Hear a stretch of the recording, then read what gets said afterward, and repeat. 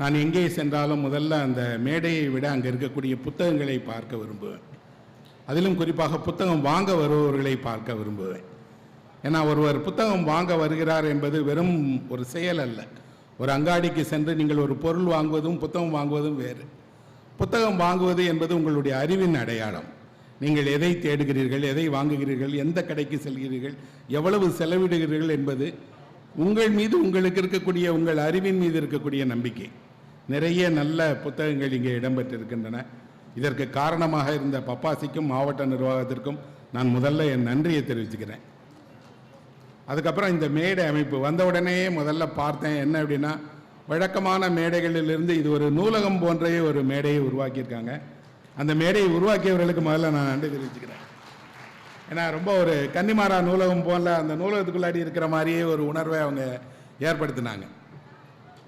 ஒரு பேச்சு அல்லது செயல் அல்லது புத்தக திருவிழா என்பது மக்களுக்கான ஒரு அறிவு இயக்கத்தினுடைய அடையாளம். தமிழகம் முழுவதும் இது போன்ற புத்தக கண்காட்சிகள் நடக்கிறது, இலக்கிய விழாக்கள் நடக்கிறார்கள். வெவ்வேறு மாவட்டங்களிலும் கல்லூரி மாணவர்களுக்கு என்று இலக்கிய அறிமுக கூட்டங்கள் நடத்துகின்றன என்று தமிழக அரசு தொடர்ந்து புத்தகங்கள் இலக்கியம் என்று ஒரு அறிவு இயக்கத்தை முன்னெடுத்து வருகிறது. அதற்காக நான் இந்த தருணத்தில் தமிழக அரசையும் என் மனமிழந்து பாராட்டுகிறேன். இதற்கு காரணமாக இருக்கிற முதல்வர் அவர்களுக்கும் மாவட்ட ஆட்சியர் அவர்களுக்கும் என் அன்பையும் நன்றியும் தெரிவிச்சுக்கிறேன். நான் இன்றைக்கு உங்களோடு பேச இருக்கக்கூடிய தலைப்பு நாவல் எனும் உண்மை அப்படிங்கிற தலைப்பு. ஒரு புத்தக கண்காட்சியில் அதிகம் விற்பனையாகிற புத்தகம் எது என்ற ஒரு பட்டியலை தமிழ்நாடு முழுவதும் எடுத்தால் அந்த பட்டியலில் எப்போதுமே முதல் 10 இடங்களில் இருக்கக்கூடியது நாவல்கள் தான். நாவல் படிப்பதற்கு என்றே தமிழ்நாட்டில் ஒரு மிகச்சிறந்த வாசகர் கூட்டம் இருக்கிறது. அது எந்த எழுத்தாளருடைய நாவல் படிக்கிறார்கள் என்பதில் வேண்டுமானால் வேறுபாடு இருக்கலாம். அவர்களுக்கு ஜானகிராமன் படிக்கலாம், அசோகமித்திரன் படிக்கலாம், ஜெயகாந்தன் படிக்கலாம், கல்கையை படிக்கலாம், அல்லது என்னையோ இன்னொரு படைப்பாளியோ கூட அவர்கள் விரும்பி படிக்கலாம். ஆனால் நாவல் படிப்பது என்பது அவர்களுக்கு விருப்பமான ஒன்று. அதுவும் கொஞ்சம் 40 வயதை கடந்தவர்களாக இருந்தால், 50 வயதை கடந்தவர்களாக இருந்தால் தொடர்கதையாக அவர்கள் அதை படித்திருப்பார்கள். வீட்டில் பைண்ட் பண்ணி வச்சு அந்த புத்தகங்களை மறக்காமல் நாவல்களை எல்லாம் சேகரித்து படித்திருப்பார்கள். நாவல் படிப்பது என்பது ஒரு கட்டுரை படிப்பதிலிருந்து, கவிதை படிப்பதிலிருந்து, வேறு இலக்கிய விடங்களை படிப்பதிலிருந்து ரொம்பவும் வேறுபட்டது.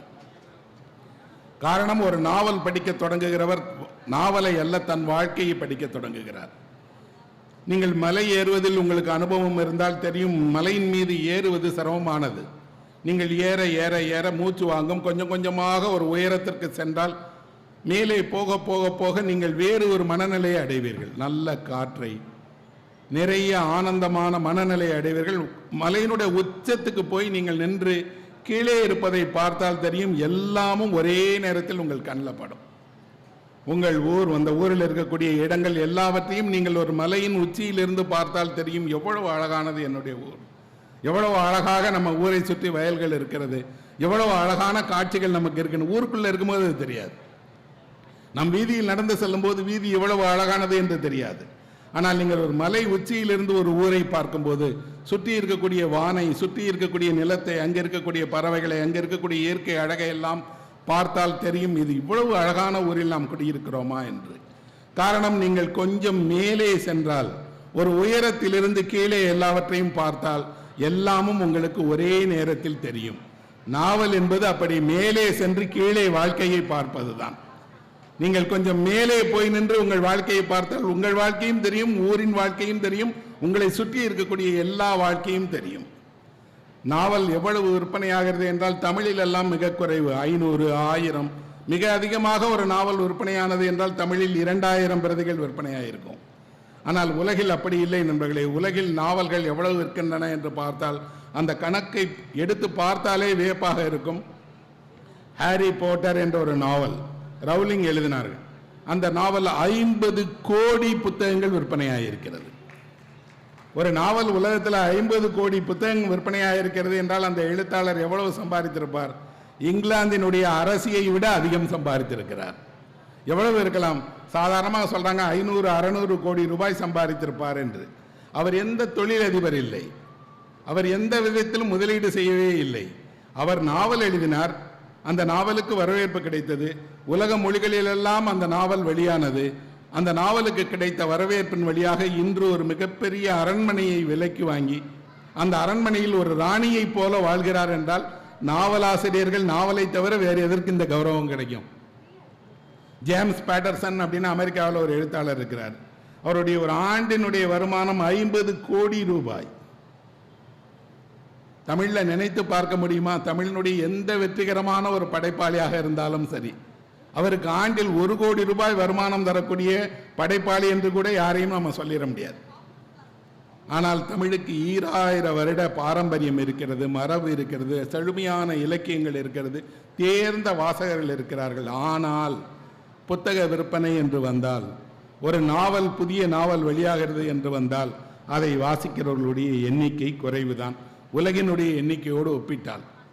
ஆனால் தமிழ் நாவல்கள் எந்த விதத்திலும் சர்வதேச அளவில் வெளியாகிற நாவல்களுக்கு குறைந்ததே இல்லை. மிகச்சிறந்த நாவல்கள் தமிழில் எழுதப்பட்டிருக்கின்றன. நீங்கள் ஒரு ஜெயகாந்தனுடைய நாவலை, ஜானகிராமனுடைய நாவலை, சுந்தராமசாமியினுடைய நாவலை, அசோகமித்திரனுடைய நாவலை உலகினுடைய எந்த சிறந்த படைப்பாளிகள் நாவலுக்கும் இணையாக வைத்து போற்றலாம், கொண்டாடலாம். சர்வதேச அளவில் தரப்படுகிற எந்த விருதுக்கும் அவர்கள் தகுதியானவர்கள். ஆனால் நாம் ஏன் அந்த விருதை எல்லாம் பெறவில்லை என்றால், நாம் நம்முடைய நூல்கள் அங்கே செல்லலை, இன்னொரு மொழிக்கு அந்த புத்தகங்கள் போய் கிடைக்கல, அங்கே அவர்கள் வாசிக்கலை. ஒரு ஹாரி பாட்டர் எங்கோ ஆங்கிலத்தில் எழுதப்பட்டால் கூட சென்னையில் அந்த புத்தகம் வாங்குவதற்கு வரிசை நிற்கிறது. ஒரு இளம் தலைமுறையினர் வரிசையில் நின்று அந்த புத்தகத்தை வாங்குகிறார்கள். புத்தகத்தினுடைய விலை 700 ரூபாய், 800 ரூபாய். வாங்க வரிசையில் நிற்கக்கூடிய பையன் 18 வயது பையன். ஆனால் ஒரு தமிழ் புத்தகத்திற்கு அப்படி வாங்க வந்து நிற்கிறார்களா என்று பார்த்தால் குறைவுதான். ஆனாலும் தமிழ் நாவலுக்கு, தமிழ் நாவலினுடைய இந்த நூற்றாண்டு வரலாறுக்கு என்று ஒரு சிறப்பு இருக்கிறது. நாவல்கள் ஏன் நம் வாழ்க்கையை, ஒரு வாழ்வினுடைய உண்மைகளை இப்படி பிரதிபலிக்கின்றன என்றால், நாம் நம் வாழ்க்கையில் நிறைய விஷயங்களை அனுபவிக்கிறோம், பகிர்ந்து கொள்ள மாட்டேங்கிறோம். நிறைய நேரங்களில் நம் வாழ்க்கைக்கு என்று ஒரு வரலாறு இருப்பது என்பது இன்னொருவருக்கு தெரியாது. ஆனால் ஏதோ ஒரு தருணத்தில் நாமே திரும்பி பார்த்தால் நம் வாழ்க்கை நமக்குத்தான் இப்படியெல்லாம் நடந்ததா என்று வியப்பாக இருக்கும். நாவல்கள் வாழ்வினுடைய உண்மையை ஒரு சின்ன வடிவத்தில், இன்னும் சொல்லப்போனால் ஒரு பெரிய தேரை சிறிய சிற்பமாக மாற்றி உங்கள் வீட்டில் வச்சுக்கிறீங்க இல்லையா? இது திருவாரூர் தேரினுடைய ஒரு மாதிரி என்று, தாஜ்மஹாலினுடைய ஒரு மாதிரி என்று ஒரு சிறியதை செய்து உங்கள் வீட்டில் வைத்துக் கொள்வது போல மொத்த வாழ்க்கையை ஒரு சிறிய கலைப்பொருளாக நாவல் மாற்றியது. நாவல் என்பது ஒரு அழகான கலைப்பொருள். அந்த கலைப்பொருள் என்ன வாழ்க்கையில் இருக்கிறதோ அதனுடைய ஒரு சிறிய மாதிரி வடிவம்னு சொல்லலாம். நோபல் பரிசு பெற்ற படைப்பாளிகளுடைய பட்டியலை நீங்கள் எடுத்து பார்த்தால் அதில் 50 விழுக்காடுக்கு மேல் நாவலாசிரியர்கள் வாங்கியிருக்காங்க. மிகச்சிறந்த எழுத்தாளர்களாக உலகம் பூரா கொண்டாடப்பட்டவர்கள் எல்லாம் நாவல் எழுத்தாளர்கள்.